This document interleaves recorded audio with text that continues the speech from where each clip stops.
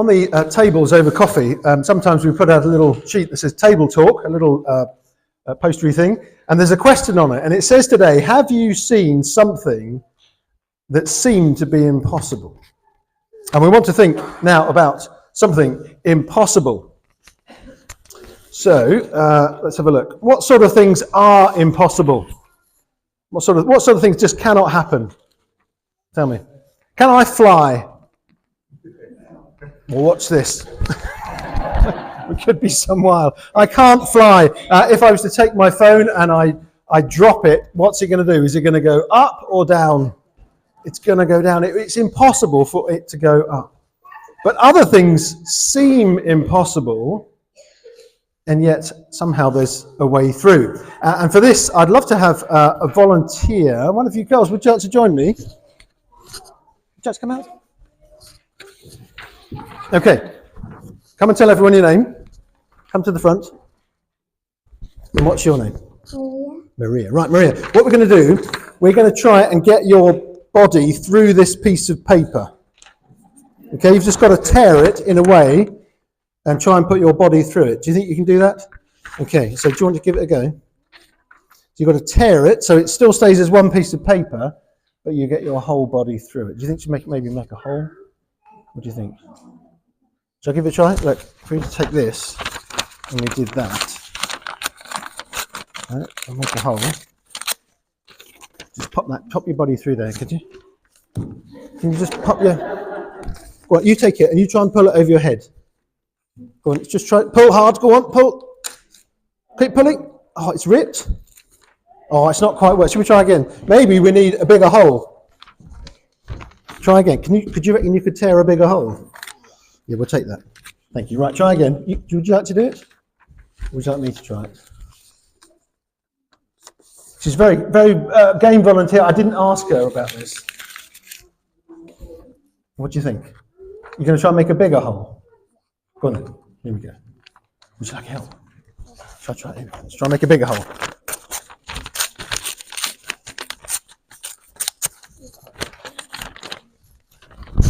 Ready? And pull. Oh! It's close though. It's close, isn't it? I'm going to try one more time. If you stay there, I'm going to try and fold this piece of paper and tear this piece of paper in a way that you can get through it. Now, while I'm doing this, I'm going to tell those people out there that I've done this before, but I've had a busy week and I can't quite remember how to do it. I think it'll work. If it doesn't, you can all have a good laugh, and if it does, you can go crazy and cheer and clap, okay? So you decide what you're going to... Turn to the person next to you and say, are we going to laugh or clap? What do you think? Right, here we go.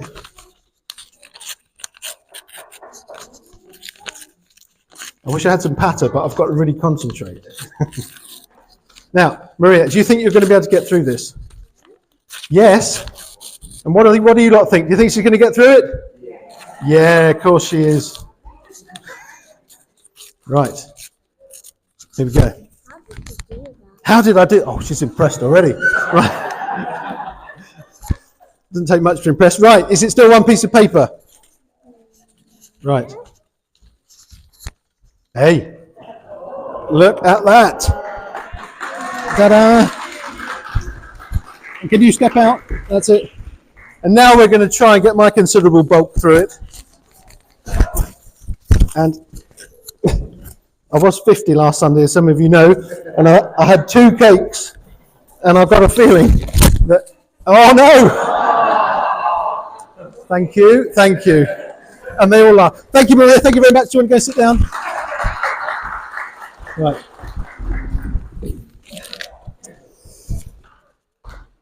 Well, in a moment we're going to hear a true story from the Bible about something that seemed impossible. Right, we have a Bible reading now, and I'd like you to turn, if we just put the reference up on the screen, this is from 1 Samuel, so this is the Old Testament, first part of the Bible, one of the history books of the Bible. It's on page 289. What I'd like you to do is to turn to that and put your finger in that because we're going to refer to that in a moment, because we're going to have part of our reading from there and part of it from this book, the Jesus Storybook Bible, which is one that we've been reading from the last couple of weeks. And not only are we going to read from it, at no expense spared, we've invited some actors to help us. Now, there's a little group of people who go into schools with an organisation, under the banner of an organisation called Open the Book, who go and tell and act out Bible stories. So I had a word with the head office of there, and they sent us their finest actors to come to help us today. So can I invite our three finest actors from Open the Book and my son, who I nubbled earlier. So if you'd like to come and stand at the front, because at great expense we've also got costumes, props, and we've got a narrator for this as well. So let's blank off the screen so we don't get blinded. We need some people. We need young David here. This is David. So let me get you some stuff. Has he got a David outfit? Hopefully he's got a David outfit. Excellent. Now, Gwen is going to be King Saul. Okay, we've got a King Saul outfit. I think so. Let's have a look. This is very live, can I say? This is a sort of welcome to our rehearsal kind of affair. We've literally practiced it for not at all. So we're going to see how it goes. We're going to get some outfits on. And then we're going to get this story together. Because this Open the Book team, they go into schools and they act out these Bible stories wearing outfits and with various props. And every time I hear it and go into a school to do an assembly, I hear the teachers saying they love it. They really love it. So thank you so much to the team who go in and who are willing to get involved today. So, Brenda, you're going to be an armour bearer. How are you feeling about that? Oh, I don't know about that. I don't know about that, she says. Well, here we go. We will introduce the characters as they come along. So Catherine is going to narrate for us. I'm going to do a little bit of the voice. This is from the Jesus Storybook Bible, but at the right time we always say, open your Bibles, and we're going to follow through from our Bibles as well.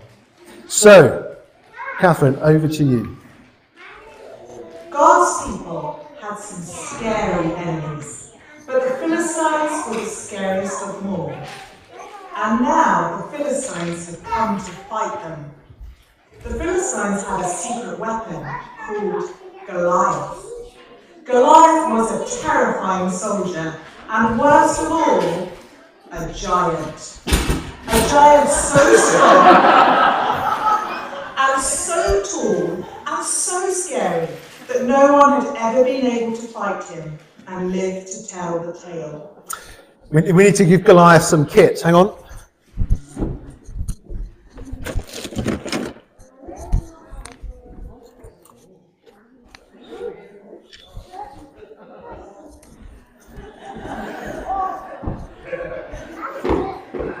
Okay.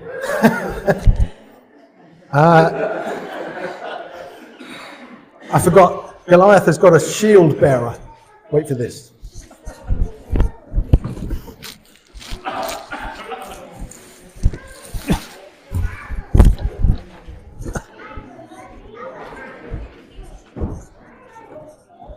Can you manage that?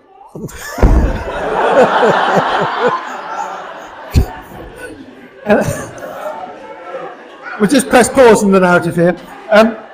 Some of you know I like woodwork, and when one of our kids was about 7, they said, "Dad, can you make me a Roman shield?" So I made this Roman shield, and he couldn't pick it up. But I thought we'll have that for a sketch sometime. Right, are you okay? Yeah. Is it heavy? Yes. Okay, right, I think that's it. Right, on the go. So there they were, the Philistines standing on the top of one hill, God's people standing on top of each other. No. Every day, Goliath came out and shouted, "Send your best soldier to fight me! If he wins, we'll be your slaves! If I win, you'll be our slaves!"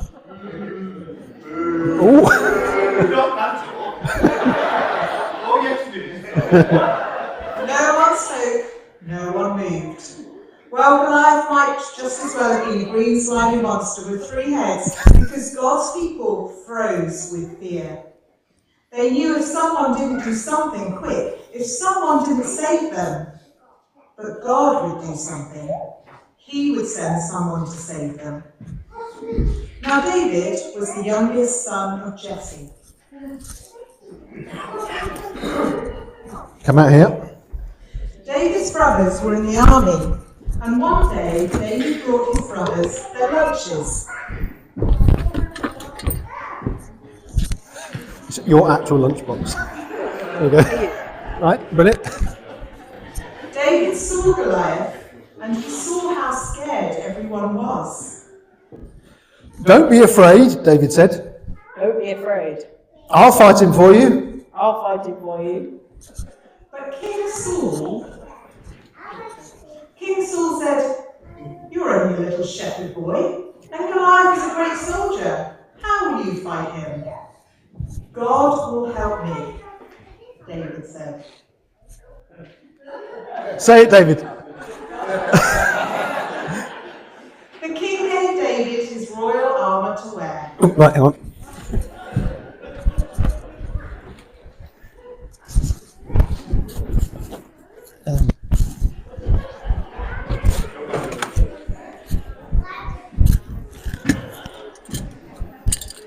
Genuine World War II helmet.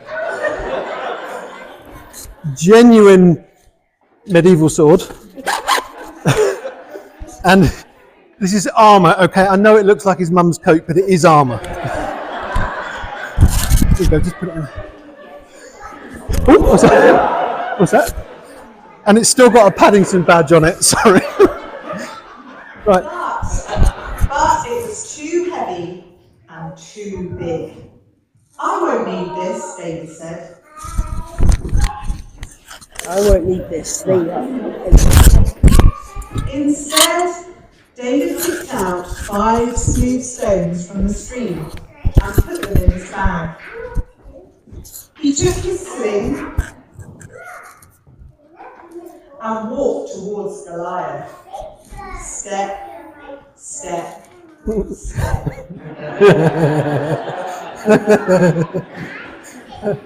And now we're going to pick up from our Bibles. It's on page 289. So we are on verse 41, the little number 41. At this point, you have to walk that way. So as you come back in. Meanwhile, the Philistine, with his shield bearer in front of him, kept coming closer to David. He looked David over and saw that he was little more than a boy, glowing with health and handsome, and he despised him. He said to David, Am I a dog that you come at me with sticks? and the Philistine cursed David by his gods. Come here, and I'll give your flesh to the birds and the wild animals. David said to the Philistine, "You come against me with sword and spear and javelin, but I come against you in the name of the Lord Almighty, the God of the armies of Israel, whom you have defied. This day the Lord will deliver you into my hands, and I'll strike you down and cut off your head. This very day I will give the carcasses of the Philistine army to the birds and the wild animals, and the whole world will know that there is a God in Israel. All those gathered here will know that it is not by sword or spear that the Lord saves, for the battle is the Lord's, and he will give all of you into our hands." As the Philistine moved closer to attack him, David ran quickly towards the battle line to meet him. Reaching into his bag and taking out a stone, he slung it and struck the Philistine on the forehead. You just mind it though.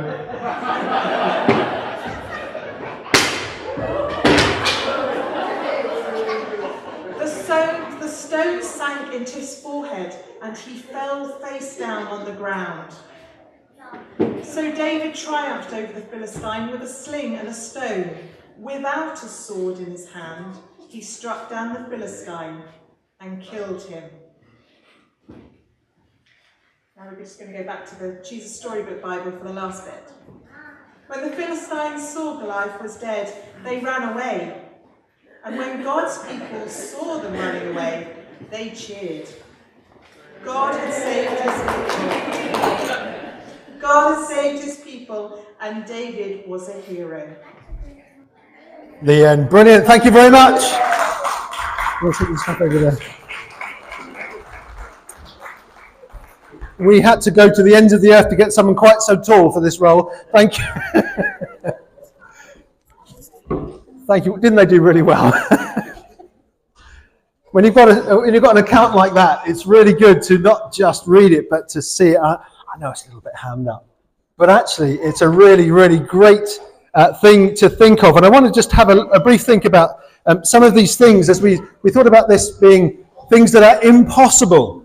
That are impossible. Some things are impossible. Some things seem impossible. But with God, they are impossible.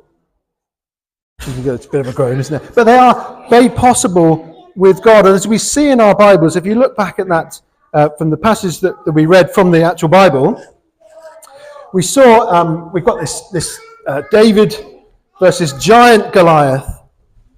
And David fought Goliath in God's name. Do you see that? Verse 45. David said to the Philistine, that's Goliath, "You come against me with sword and spear and javelin, but I come against you in the name of the Lord, the Almighty, of the armies of Israel." So he comes there saying, it's not me, it's about God. About God. Because in our world today, people say, if you really want to know that strength, you dig deep within yourself. Dig deep within. Have you heard that song, Search for the Hero Inside Yourself? Look in there, you'll be able to find it. It's all in there somewhere.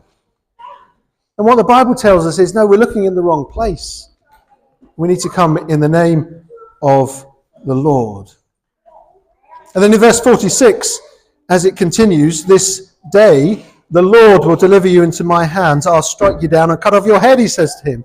David depends on God for success. Of course, David played his part, but he trusted God for the outcome. And then it follows on to verse 47. All those gathered here will know that it's not by sword or spear that the Lord saves, for the battle is the Lord. And little David is beating massive Goliath, shows that God is strong. And if you're here today thinking, I just feel so weak, I feel so vulnerable, I feel so maybe a bit pathetic, actually it's God's strength that we can move in. The battle is the Lord's. So with God, things are impossible.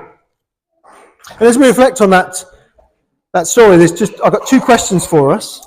And the first question is, what are your swords and spears? So we've got the spear here, which is very good for prodding people like this. You up, Maria? We've got swords and spears. I wonder what your swords and spears are. What I mean by that is, what do you tend to rely on when you're facing troubles?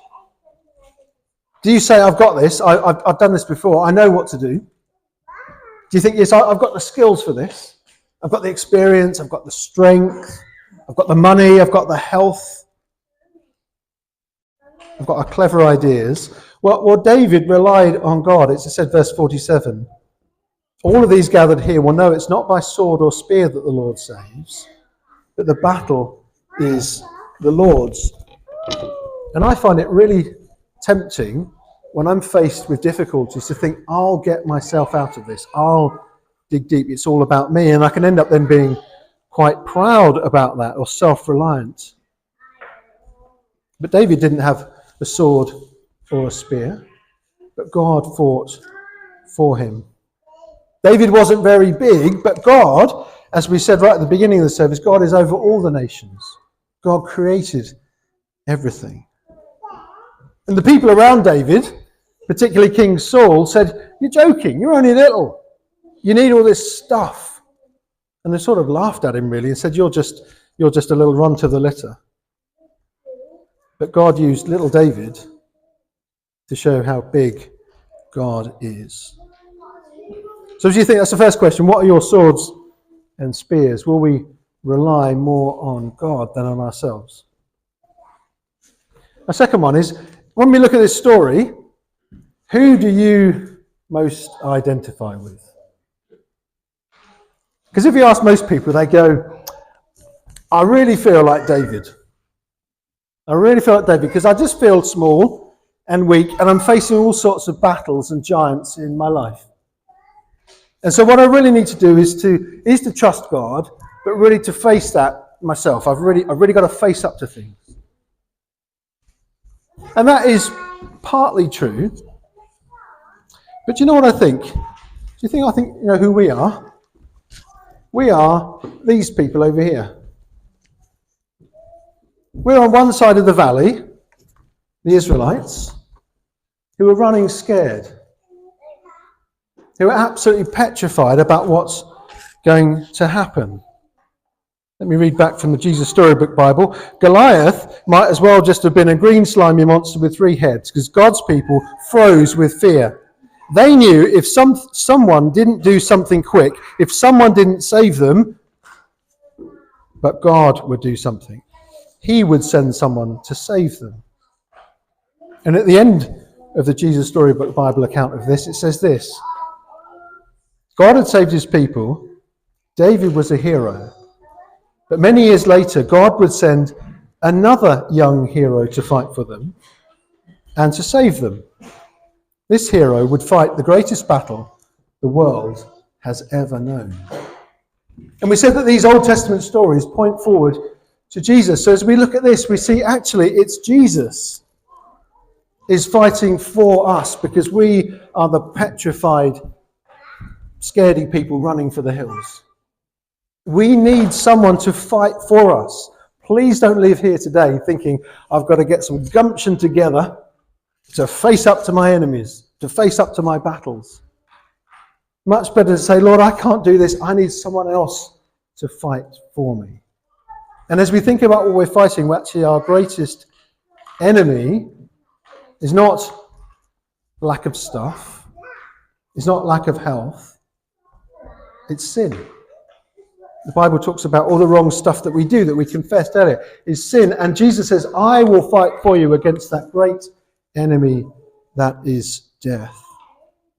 The true story of David and Goliath points to Jesus, the one who fought on our behalf. And on the cross, Jesus faced that great enemy. And he seemed to have lost because he was killed. But actually, he didn't stay dead. On Easter Day, we remember that he rose again. He beat death. He went through death so that all those who trust in him may know that as well, may know life. So as we finish, God doesn't promise to deal with every little thing that we face, every little trouble to get us through life. And if you want to know why that isn't the case, just read the accounts of Jesus' life, Matthew, Mark, Luke, and John. Jesus was constantly getting into trouble because he was doing the right thing by God. And yet God was with him in that. And God promises to be with us too. At Christmas, we remember one of the titles of Jesus is Emmanuel, God with us. And he gives us his Holy Spirit, God in us. So we can go and live it out because God is for us. And if you're here this morning thinking that basically God is really against you and doesn't want to know you, then we look at an empty tomb. We look at the fact that Jesus went to the cross for you and for me, that we might know our God again, because the battle belongs to the Lord. Well, thank you again for those who've acted out so well. And I pray that we would remember that Jesus fights for us.